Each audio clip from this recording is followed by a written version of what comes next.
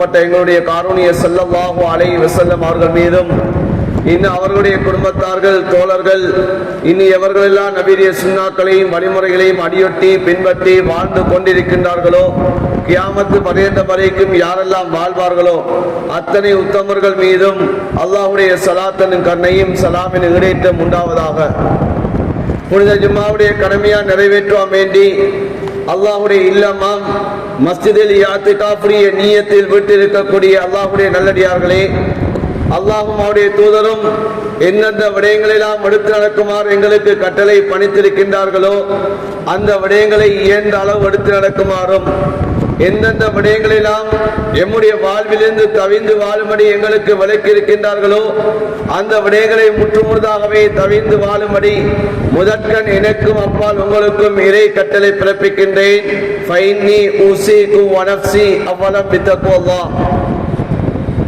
மேலான அன்பார்ந்த சகோதரர்களே, ஸல்லல்லாஹு அலைஹி வஸல்லம் அவர்கள் ஹதீஸிலே சொல்லி காட்டினார்கள், இன்ன மின் இக்திராபிஸ் ஸாஆ, கியாமத்து நாளுக்கு நெருக்கமாக இருக்கக்கூடிய அந்த காலம் ஏற்படுகின்ற சமயம் அதிலே சில நிகழ்வுகள் நடக்க ஆரம்பிக்கும் என்பார் ஸல்லல்லாஹு அலைஹி வஸல்லம் சொல்லி காட்டினார்கள்.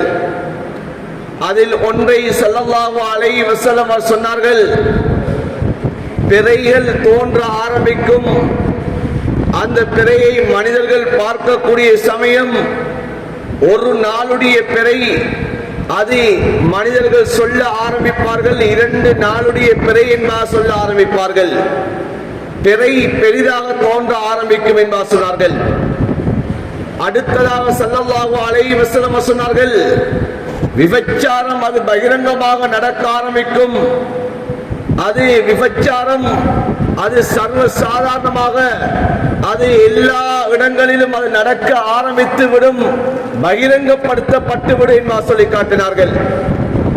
மூன்றாவதாக ஸல்லல்லாஹு அலைஹி வஸல்லம் சொன்னார்கள், வமௌத்துல் ஃபுஜஆ, திடீர் மரணங்கள் ஏற்பட ஆரம்பிக்கும் என்று ஸல்லல்லாஹு அலைஹி வஸல்லம் சொல்லி காட்டினார்கள்.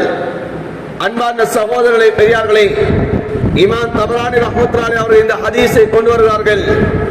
ஸல்லல்லாஹு அலைஹி வஸல்லம் சொல்லி காட்டினார்கள், கியாமத்துக்கு நெருக்கமாக இருக்கக்கூடிய காலம் திடீர் மரணங்கள் அது சமீபிக்கும் என்று ஸல்லல்லாஹு அலைஹி வஸல்லம் சொன்னார்கள். இது கியாமத்துடைய அடையாளங்களில் ஒன்று என்று ஸல்லல்லாஹு அலைஹி வஸல்லம் சொல்லி காட்டியிருக்கிறார்கள். இன்று நாம் இந்த திடீர் மரணங்களை அதிகமாக இன்று நாம் கண்களால் பார்த்து கொண்டும் காதுகளால் கேட்டுக்கொண்டும் இன்னும் வலைத்தளங்களில் ஊடாக நாம் பார்த்து கொண்டும் இருந்து கொண்டிருக்கிறோம். திடீர் என்று மரணங்களை நாம் கண்டு கொண்டிருக்கிறோம். அன்பான சகோதரர்களே, நேற்று எம்மோடு கதைத்துக் கொண்டிருந்தவர் இன்று மரணமாம். இன்று காலையில் நாம் கண்ட ஒருவர் இப்போது மரணமாம்.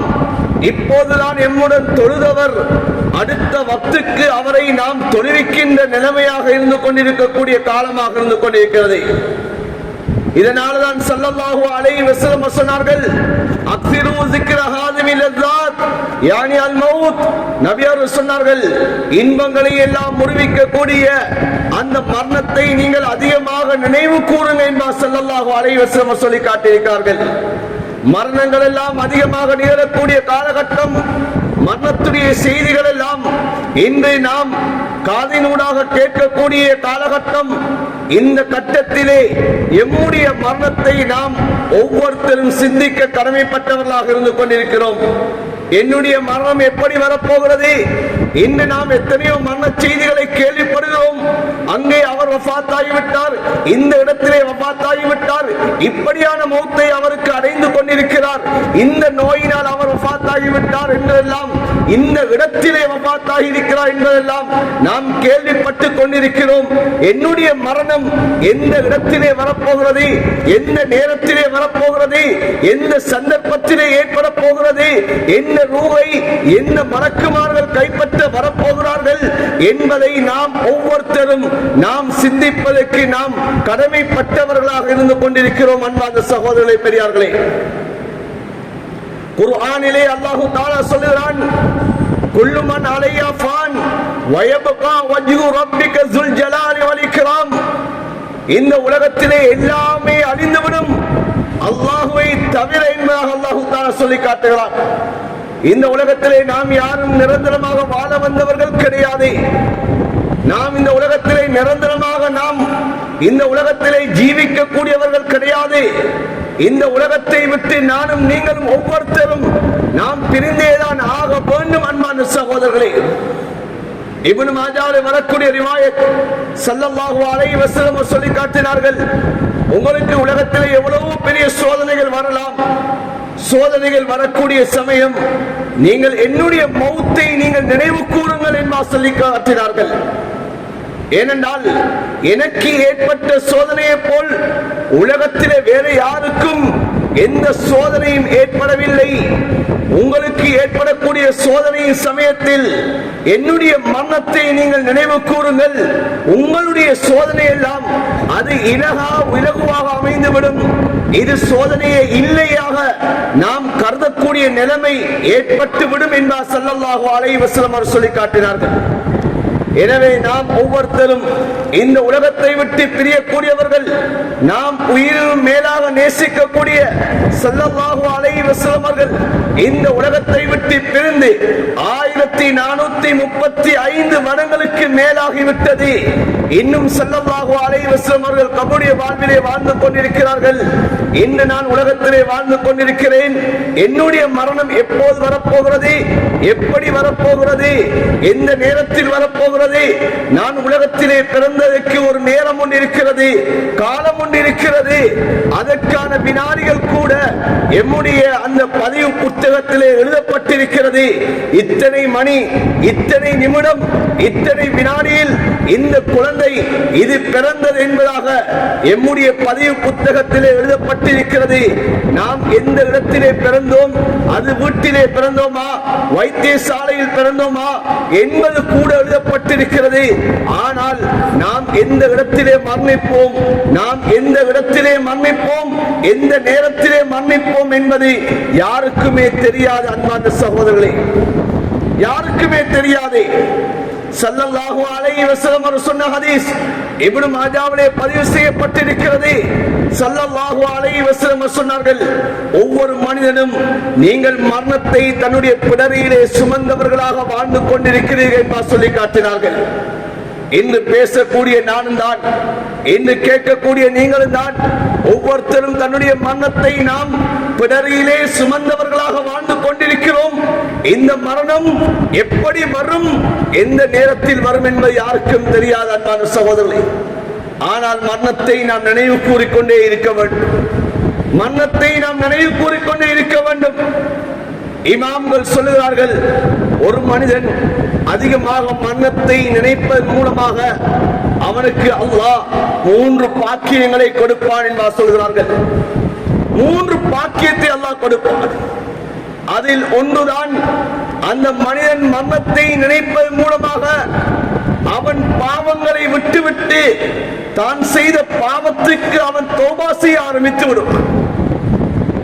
தான் செய்த பாவத்துக்கு அவன் தௌபா செய்ய ஆரம்பித்து விடுவான். அன்பான சகோதரர்களே, உலகத்திலே ஒரு மனிதனை திருத்துவதற்கு, ஒரு மனிதனுடைய வாழ்வை மாற்றுவதற்கு மௌத்தை தவிர வேற எந்த ஒன்றும் கிடையாது. மௌத்துடைய அந்த மரணத்துடைய சிந்தனையை தவிர, தன்னுடைய மரணம் எப்படி வரப்போகிறது என்ற எண்ணத்தை தவிர ஆக பெரிய ஒரு விடயம் வேற எந்த ஒன்றுமே கிடையாது. உலகத்திலே எவ்வளவு பெரிய பாவத்தை செய்தவர்களை கூட மரணத்துடைய நினைவு அவர்களை சீதேவிகளாக மாற்றிய வரலாறுகள் குர்ஆனிலே அல்லாஹ் சொல்லி காட்டுகிறான். ஹதீஸிலே ஸல்லல்லாஹு அலைஹி வஸல்லம் அவர்களும் சொல்லி காட்டியிருக்கிறார்கள்.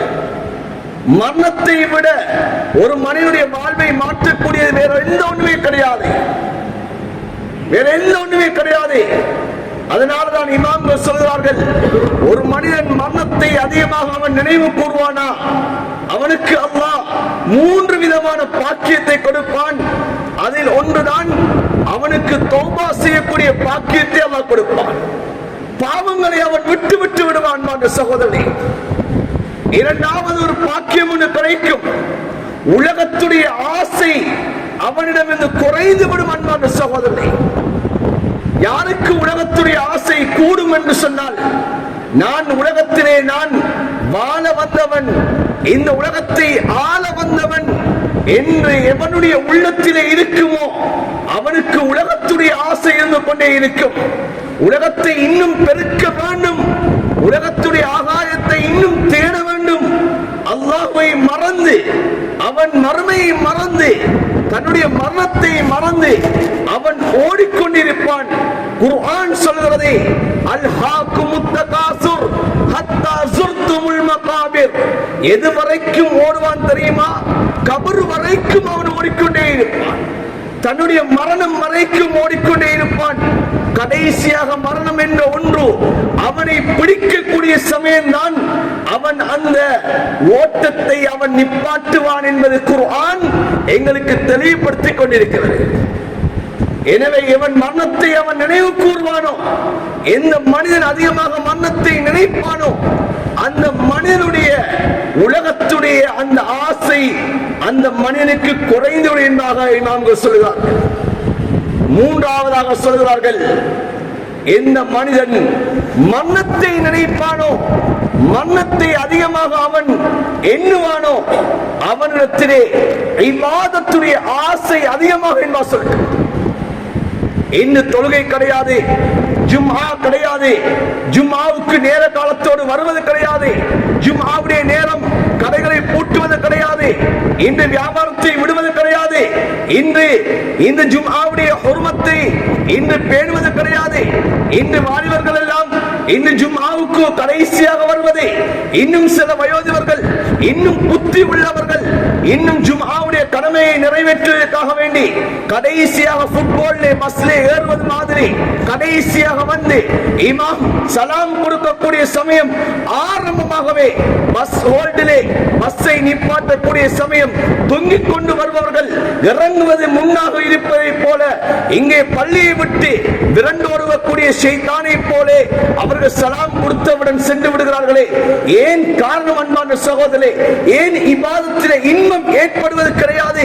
இந்த அல்லாஹ்வுடைய கட்டளையை நிறைவேற்ற வேண்டும் என்ற சிந்தனை கிடையாது. காரணம் என்ன? தன்னுடைய மரணத்தை நினைப்பது கிடையாது, தன்னுடைய மரணம் எப்படி வரும் என்பதை சிந்திப்பது கிடையாது. நாம் உலகத்தை எவ்வளவு நாளாக எத்தனை மணி நேரமாக சிந்தித்திருக்கிறோம். எம்முடைய தொழிலை நாம் மணி கணக்காக நாட்களாக நாம் சிந்தனை செய்திருக்கிறோம். ஆனால் உலகத்தை பற்றிய சிந்தனை எல்லாம் நாம் மணி நேரங்கள் கடக்க கடக்க கதைத்திருக்கிறோம், நாம் உறவாடி இருக்கிறோம். ஆனால் எம்முடைய மரணத்தை பற்றி நாம் கொஞ்ச நேரமாவது உட்கார்ந்து நாம் சிந்தித்திருக்கிறோம். அன்பான சகோதரர்களே, கொஞ்ச நேரமாவது நாம் சிந்தித்திருக்கிறோமா? நாம் ஒரு சில நிமிடங்கள் நாம் ஒரு இடத்திலே தனிமையில் உட்கார்ந்து, நான் ஒரு ஜனாசாவாக ஆனால் என்னுடைய ரூஹ் எப்படி கைப்பற்றப்படும், நான் உலகத்தை விட்டு பிரியக்கூடிய நேரம் வந்தால் என்னுடைய நிலைமை எவ்வாறு இருக்கும் என்பதை நாம் எத்தனை பேர் நாம் சிந்தித்திருக்கிறோம். அன்பான சகோதரர்களே, ஹதரத் உமர் இப்னு கத்தாப் ரலியல்லாஹு தஆலா அன்ஹு சொல்கிறார்கள், ஹாசிபு அன்ஃபுஸக்கும் கப்ல அன் துஹாசபு ஜினு ஆமாலக்கும் கப்ல அன் தூஸன் ஆமாலுக்கும். உங்களுக்கு கேள்வி கணக்கு கேட்கப்படுவதற்கு முன்னால் உங்களை நீங்கள் சுய விசாரணை செய்து கொள்ளுங்கள். ஜினு ஆமாலக்கும் கப்ல அன் தூஸன் ஆமாலுக்கும். உங்களுடைய அமல்கள் எல்லாம் தராசிலே நிறுக்கப்படுவதற்கு முன்னால் நீங்கள் உலகத்திலே வாழ்ந்த அமல்களை நீங்களே எடை போட்டு பாருங்கள் என்று சொல்லி காட்டினார்களே. இன்று நான் எந்த வாழ்க்கை வாழ்ந்து கொண்டிருக்கிறேன்? உலகத்திலே 30 வருடம் வாழ்ந்து விட்டேன், 40 வருடம் வாழ்ந்து விட்டேன், 60 வருடங்கள் வாழ்ந்து விட்டேன், 70 வருடங்கள் வாழ்ந்து விட்டேன்.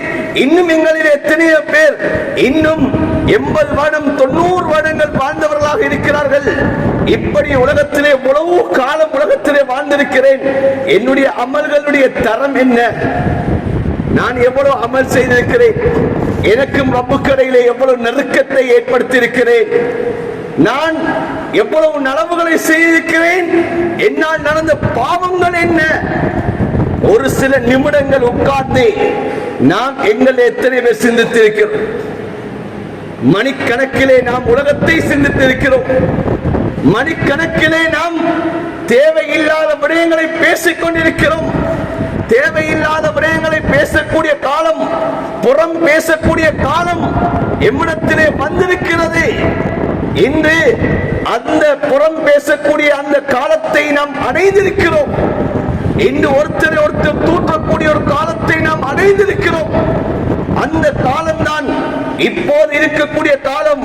உலகத்தை பற்றி, இன்று ஒரு தனி நபரை பற்றி இன்று மணி நேரமாக நாம் பேசிக் கொண்டிருக்கிறோம். எந்த லாபமும் கிடையாது, எந்த லாபமும் எமக்கு அடைய முடியாது, எந்த லாபத்தை நாம் கண்ணால் கண்டதும் கிடையாது. ஆனால் என்னை பற்றி நான் எவ்வளவு நேரம் சிந்தித்திருக்கிறேன், என்னுடைய மரணத்தை நான் எவ்வளவு சிந்தித்திருக்கிறேன். நான் இப்போது பள்ளியில இருந்து கொண்டிருக்கிறேன். கொஞ்சம் நாம் சிந்தித்து பார்ப்போம். இந்த நேரத்தில் என்னுடைய ரூஹை கைப்பற்ற வரக்கூடிய மலக்குல் மௌத் வந்தால் என்னுடைய ரூஹ் எப்படி கைப்பற்றும்? நான் மிம்பர்ல இருந்து கொண்டிருக்கிறேன், உங்களுக்கு முன்னால் உரையாற்றிக் கொண்டிருக்கிறேன். என்னுடைய ரூஹை மலக்குல் மௌத் கைப்பற்றுவதற்காக வேண்டி வந்தால் என்னுடைய ரூஹை எப்படி அவர் கைப்பற்றும்? நபி அலைஹிஸ்ஸலாம் அவர்கள் சொன்ன ஹதீஸ் அஹ்மது ஷரீஃபிலே பதிவு செய்யப்பட்டிருக்கிறது. ஹதரத் அனஸ் பின் மாலிக் ரலியல்லாஹு தஆலா அவர்கள் சொல்றார்கள், லா அலைக்கும் அல்லா தஅஜபு பி அஹதின் ஹத்தா யன்துர பிமா யுக்தமு லஹு.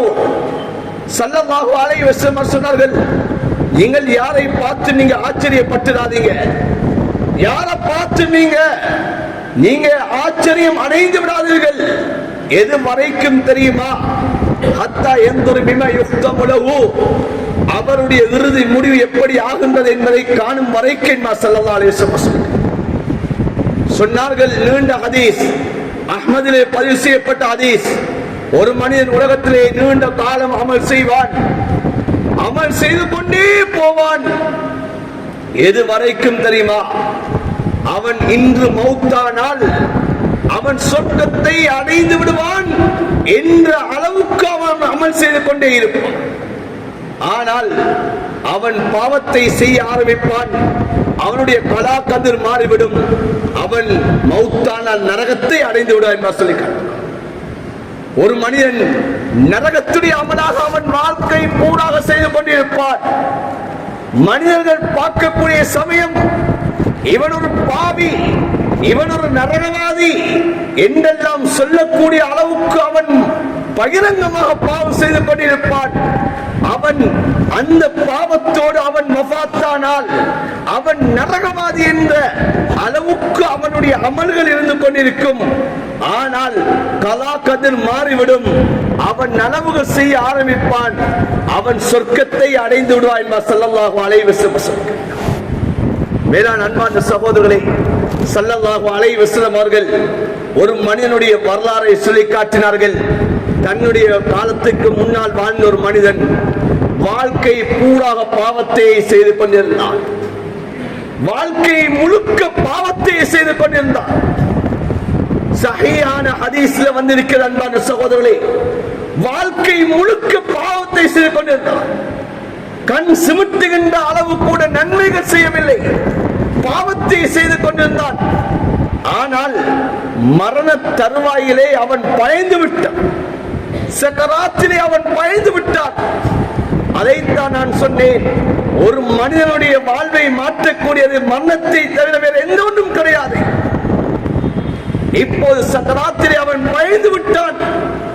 நான் கபருக்குள்ளே வைக்கப்பட்டால் என்னுடைய உடம்பாக இந்த சடலம் வைக்கப்பட்டால் நான் வேதனை செய்யப்படுவேனே என்பதை பயந்து அந்த மனிதன் சக்கராத்திலே தன்னுடைய பிள்ளைகளை கூப்பிட்டு சொல்லுகிறான், மக்களே, என்னுடைய பிள்ளைகளே, நான் மரணித்து விட்டால் என்னுடைய உடம்பை நீங்கள் எரித்து விட வேண்டும், அடக்கிவிடக் கூடாது, எரித்து விட வேண்டும். அந்த எரித்த சாம்பலை, அரைவாசியை நீங்கள் நதியிலே கலந்து விட வேண்டும், இன்னும் அரைவாசியை நீங்கள் காற்றிலே பறக்க விட வேண்டும் என்பதாக சொல்லி காட்டினார். பிள்ளைகளும் பாப்பா மரணித்த பின்னால் அவ்வாறே செய்து விட்டார்கள். ஸல்லல்லாஹு அலைஹி வஸல்லம் சொன்னார்கள், அல்லாஹ் இந்த மனிதனையும் அல்லாஹ் நாளை கியாமத் நாளிலே எழுப்பாட்டுவான். இந்த மனிதனுடைய அந்த ரூஹை அல்லாஹ் தஆலா எழுப்பாட்டுவான். இந்த மனிதனுக்கு அந்த உடம்பு கொடுக்கப்படும். இந்த மனிதத்திலே அல்லாஹ் கேட்பானாம், மனிதா நீ ஏன் இவ்வாறான ஒரு வசியத்தை நீ செய்துவிட்டு மரணித்தாய் என்பதாக அல்லாஹ் கேட்பானாம். அந்த மனிதன் சொல்வானாம், யா அல்லாஹ், உலகத்திலே நான் பாவத்தை மாத்திரம் தான் செய்து கொண்டு வாழ்ந்தேன். நீ எப்படி தண்டிப்பாய் என்ற பயத்தின் மூலமாக உன்னுடைய தண்டனை அது கடினமானது. உன்னுடைய தண்டனையை என்னால் தாங்க முடியாது. இதனாலதான் நான் என்னுடைய உடம்பை எரிக்க சொன்னேன். யா அல்லாஹ், உன்னுடைய பயத்தால தான் நான் இந்த காரியத்தை செய்ய சொன்னேன் யா அல்லாஹ் என்பதாக அந்த மனிதன் சொல்வானாம். அல்லாஹ் அந்த மனிதனை, அல்லாஹ் நீ சொர்க்கத்துக்கு போ, உன்னை மன்னித்து விட்டேன் என்று அல்லாஹ் சொல்வானாம். மேலான அன்பான சகோதரர்களே, பெரியார்களே, ஸல்லல்லாஹு அலைஹி வஸல்லம் அவர்கள் விளங்கப்படுத்தினார்கள், அந்த மனிதனுடைய இறுதி தருவாயில் பயம் ஏற்பட்டது. உலகத்திலே பாவத்தை மாத்திரம்தான் செய்து கொண்டு வாழ்ந்தேன், நான் இப்படியே மன்னித்து விட்டேன் என்றால் என்னுடைய கபருடைய வாழ்க்கை, இந்த கபருடைய வாழ்க்கையிலே நான் எப்படி இன்பமாக வாழ முடியும் என்பதை அந்த மனிதன் பயந்த காரணத்தினால் தான் என்னுடைய உடம்பை நீங்கள் வெறுத்து விடவான் என்றால் வசிய செய்தான். சகோதரனே, இன்று நாம் எவ்வாறு வாழ்ந்து கொண்டிருக்கிறோம்? இந்த மரணத்தை எவ்வளவு சிந்தித்துக் கொண்டிருக்கிறோம்? சஹாபாக்கள் தான் மரணிப்பதற்கு முன்னாலே தன்னுடைய குடும்பத்தார்களை பார்த்து வசியத்தை செய்வார்கள். நான் மௌத்தானால் நீங்கள் இவ்வாறு செய்ய வேண்டும் என்பதாக வசியத்தை செய்தார்கள். அப்துல்லாஹ் இப்னு அம்ர் இப்னு ஆஸ் ரலியல்லாஹு தஆலா அன்ஹு அவர்கள் தான் மரணிப்பதற்கு முன்னால் தன்னுடைய பிள்ளைகளை கூப்பிட்டு சொன்னார்கள், பிள்ளைகளே, என்னுடைய ரூஹ் வாங்கப்பட்டு விடும், நான் மரணித்து விடுவேன், என்னை தொழுவிப்பீர்கள், என்னை அடக்கம் செய்து விடுவீர்கள். ஆனால் அடக்கம் செய்துவிட்டு நீங்களும் ஏனையவர்களைப் போல் நீங்களும் போய்விடாதீர்கள். என்னுடைய கபரடியிலே நின்று கொண்டு ஒரு ஒட்டகம் அறுத்து அதனை பங்கு வைக்கின்ற நேரம் அளவு வரைக்கும் என்னுடைய கபரடியிலே நின்று நீங்கள் துஆ செய்ய வேண்டும். உங்களுடைய துஆவுக்கு நான் தேவையுடையவனாக இருப்பேன் என்பதாக தன்னுடைய பிள்ளைகளை பார்த்து அப்துல்லாஹ் இப்னு அம்ர் இப்னு ஆஸ் ரலியல்லாஹு தஆலா அவர்கள் மரண தருவாயிலே வசிய செய்தார்கள். அன்பான சகோதரர்களே, தன்னுடைய சக்கராத்தில் வைத்து வசிய செய்தார்கள். அபூ மூஸா அஷ்அரி ரலியல்லாஹு தஆலா அவர்கள் வசியத் இப்னு மாஜாவிலே பதிவு செய்யப்பட்டிருக்கிறது. இமாம் முஸ்லிம் ரஹ்மத்துல்லாஹி அலைஹி அவர்கள் அந்த ஹதீஸை கொண்டு வருகிறார்கள்.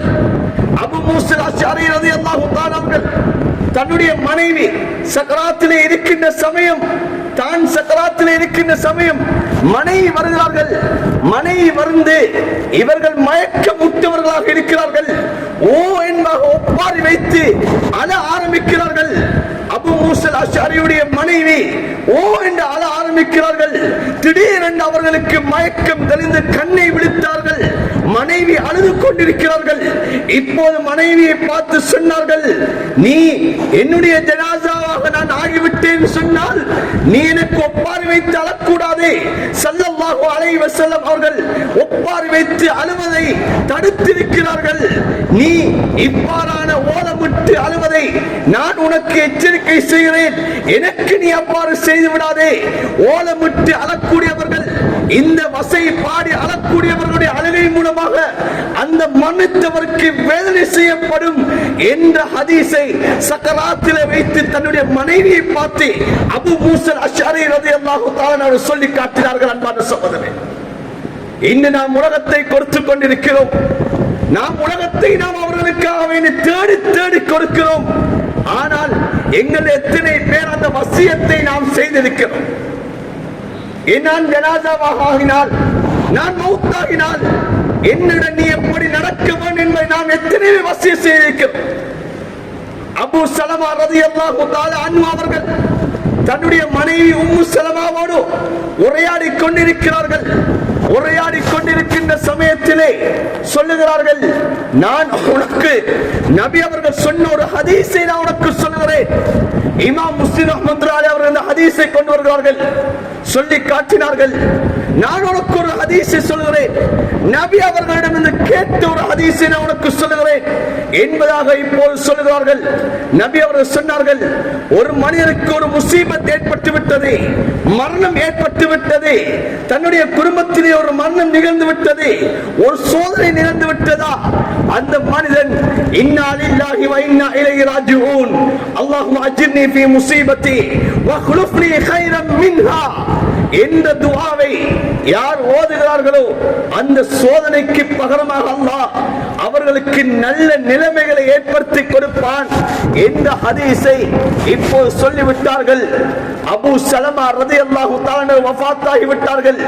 உம்மு சலமா ரலியல்லாஹு தஆலா சொல்கிறார்கள், எனக்கு அந்த சமயத்திலே நானும் அபூ சலமாவும் உரையாடி கொண்டிருக்கக்கூடிய சமயத்திலே எனக்கு என்னுடைய கணவர் அபூ சலமா சொன்ன விடயம் எனக்கு நினைவுக்கு வந்தது. இப்போது நான் அந்த துஆவை என்னுடைய கணவர் வஃபாத்தான சமயத்திலே நான் ஓத ஆரம்பித்தேன். இன்னா லில்லாஹி வ இன்னா இலைஹி ராஜிஊன் அல்லாஹும்ம அஜிர்னி ஃபீ முஸீபத்தி. யா அல்லாஹ், என்னுடைய எனக்கு ஏற்பட்டிருக்கக்கூடிய இந்த சோதனையிலே எனக்கு நிரப்பமான ஒரு கூலியை தந்துவிடு யா அல்லாஹ் என்று ஓதிய பின்னால் என்னுடைய உள்ளத்திலே ஒரு யோசனை ஏற்பட்டது.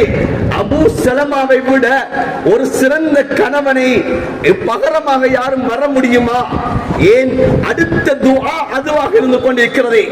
வக்லுப்னி கைரம் மின்ஹா, இந்த சோதனையை விட சிறந்த ஒன்றை எனக்கு பகரமாக ஆக்கி தாயா அல்லாஹ்னு கேட்கக்கூடிய இந்த துஆ இப்போது யோசிக்கிறார்கள். ஏன் அபூ சலமா உம்மு சலமா அவ்வளவு நெருக்கமாக குடும்ப வாழ்க்கை நடாத்தியவர்கள், அவ்வளவு அன்பாக உலகத்திலே வாழ்ந்தவர்கள். இப்போது அபூ சலமா யுத்தத்திலிருந்து திரும்பி வருகிறார்கள். யுத்தத்திலே திரும்பி வருகிறார்கள். நீண்ட நாளைக்கு பின்னால் வருகிறார்கள். இங்கே உம்மு சலமா ரலியல்லாஹு தஆலா அவர்கள் பிள்ளையை மரணித்து விட்டார்கள். கணவன் இப்போது வருகிறார் என்று தெரிந்து தன்னை அலங்கரித்துக் கொண்டு நீண்ட நாளைக்கு பின்னால் வரக்கூடிய கணவனுக்கு துக்க செய்தியை முன்வைக்க கூடாது என்பதற்காக வேண்டி புள்ளை உறங்குவதை போல உறங்க வைத்தார்கள். உறங்க வைத்துவிட்டு அன்றைய தினம் அபூ சலமா வருகிறார்கள்.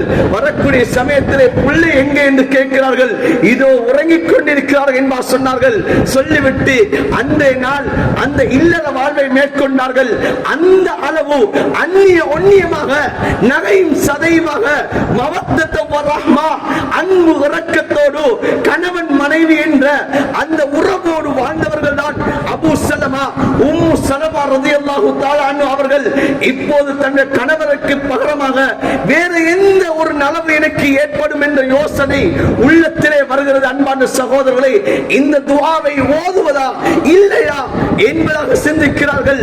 ஆனாலும் நபி அவர்கள் சொல்லியிருக்கிறார்கள், என்னுடைய கணவன் எனக்கு சொல்லி தந்திருக்கிறார்கள் என்று சொல்லி அந்த துஆவை வக்லுஃப்னி கைரம் மின்ஹா, சில ரிவாயத்திலே வந்திருக்கிறது வஅப்தில்னி கைரம் மின்ஹா என்ற துஆவை ஓதுகிறார்கள். அல்லாஹ் தஆலா சில காலங்களுக்கு பின்னால் அல்லாஹ் தஆலா எவ்வளவு பெரிய நலவை ஏற்படுத்துகிறான் சொன்னால், அல்லாஹ் ரசூலுல்லாஹ்வை எங்களுடைய கண்ணியமான ஸல்லல்லாஹு அலைஹி வஸல்லம் அவர்களை அந்த உம்மு சலமாவுக்கு கணவராக அல்லாஹ் மாற்றி கொடுத்தான். இப்போது உம்மு சலமா ரலியல்லாஹு தஆலா அவர் சொன்னார்கள், அந்த துஆ எனக்கு அல்லாஹ் தஆலா இவ்வளவு பெரிய ஒரு நுபுவத்துடைய ஒரு பாக்கியத்தை அல்லாஹ் எனக்கு தந்திருக்கிறான். நுபுவத்துடைய அந்த நபியை அல்லாஹ் எனக்கு கணவராக அல்லாஹ் ஆக்கி தந்திருக்கிறான் என்று சொல்லி காட்டினார்கள். அன்பான சகோதரர்களே, பெரியார்களே, எத்தனை வசியத்தை நம்முடைய மனைவிமார்களுக்கு நாம் சொல்லியிருக்கிறோம். எத்தனை தினங்கள் நாம் நம்முடைய மனைவிமார்களுடைய மௌத்தை பேசியிருக்கிறோம், உலகத்தை பேசியிருக்கிறோம். இந்த வீடுகளுக்கு நாம் சென்றோம் சென்றால் மனைவிமார்கள் எங்களோடு பேசுகிற உலகத்தை பற்றி, எம்முடைய பிள்ளைகளை பற்றி பேசுகிறார்கள்.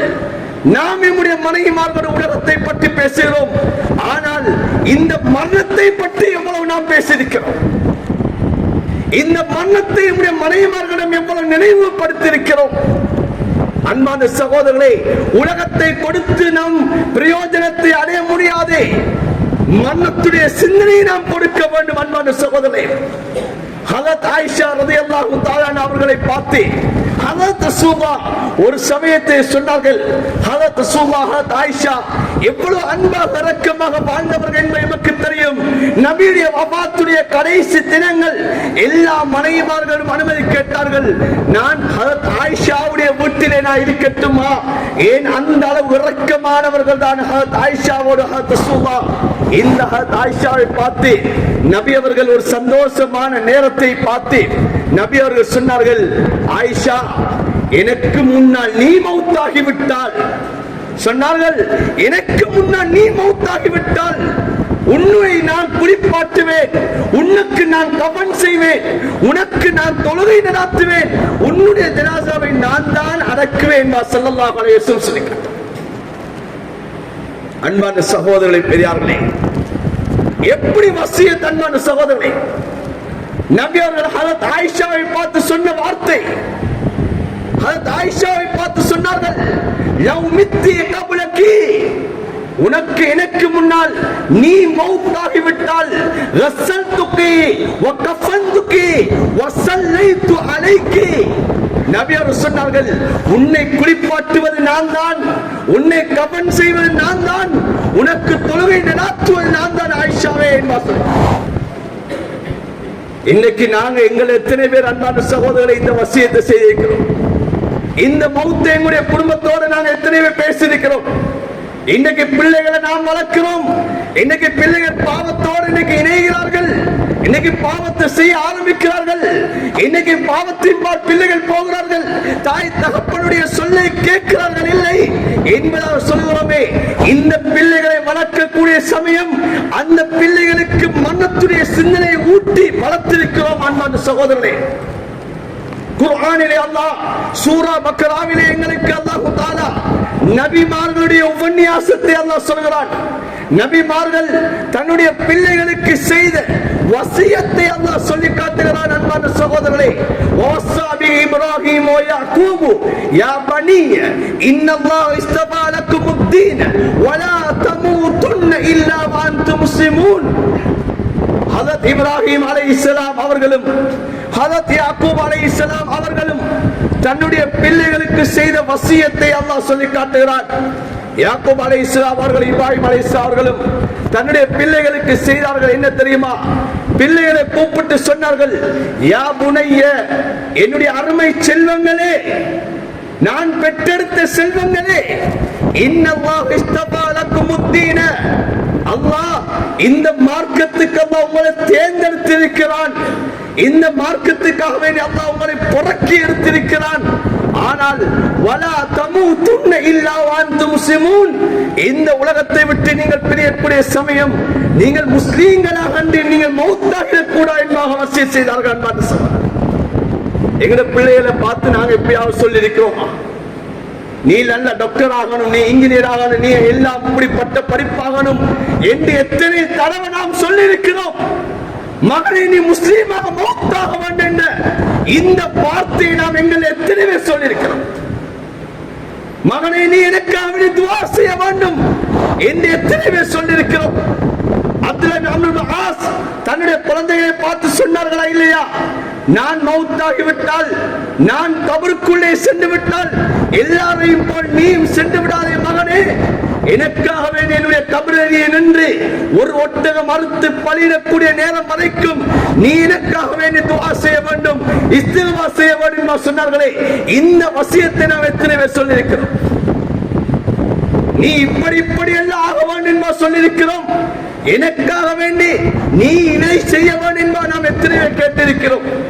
அல்லாஹ்விடத்திலே நாம் கேட்கிறோம், யா அல்லாஹ் என்னுடைய பிள்ளையை நல்லாக வாழவை, என்னுடைய பிள்ளையை டாக்டராக ஆக்கு, இன்ஜினியர் ஆக்கு, நல்ல படிப்பை கொடு என்று கேட்கிறோமே.